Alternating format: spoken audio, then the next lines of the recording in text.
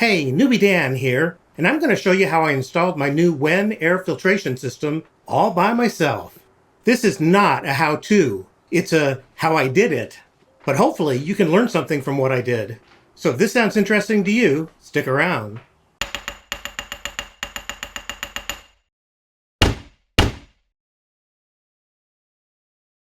The unit comes with a short but easy to understand manual. It's got a remote and batteries. Remote, batteries. Dude, I just said that. I better shut this guy up for now. It's got 4 chains, 2 sets of hooks, and a set of lock nuts. And that was all the hardware I needed. According to Amazon, the unit weighs about 30 pounds, and once I got it out of the box, it's pretty easy to lift. The handle is great. This is the control panel side, which is also the outflow side. This side has a filter, and it's the intake side. The only assembly required is installing the 4 hooks. You have to remove these 4 bolts first. Each hook has a lock nut for it, and according to the manual, you screw it on, and I quote, almost all the way, unquote, whatever that means. Then you screw in the hook and tighten the lock nut. I plugged it in to make sure it works, and it does.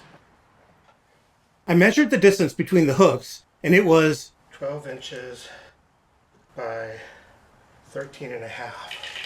And I think the box is 17 inches by 20 inches, if memory serves. Now I had to figure out where to put it.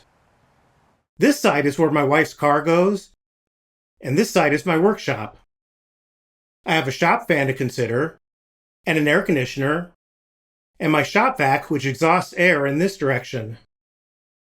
My garage door comes up to right above the top of this picture, so obviously the unit needs to be mounted somewhere from this point on. I also have my ceiling-mounted camera dolly to take into account. So I decided on this location, where it pulls air from here and sends it out here. I have no idea if this is the best place, but it's staying here for now. I used some neodymium magnets to find some nails so I knew where the studs were. I had a general idea anyway, but this let me confirm it. I figured out where I should put the hooks in the ceiling based on the location of the studs and the spacing of the hooks on the unit. Then I drilled some pilot holes and installed the hooks and chains. I measured from creases in the drywall so I could get it relatively straight.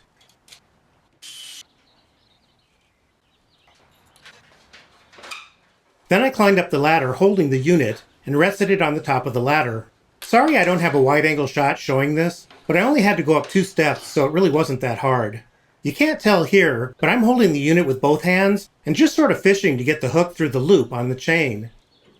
Once I got it on the first chain, I let that chain help me balance the unit with one hand while I added the next chain. This was a little harder than I thought it would be, as you can tell by the expression on my face. It was a little awkward getting the unit up that extra 2 inches I needed in order to get the chain on. But I got it on eventually. Getting it on the remaining chains was easy.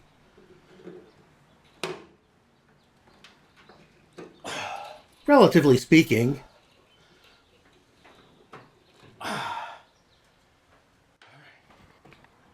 It's supposed to be at least 7 feet off the ground, so I looped the chains to make them shorter.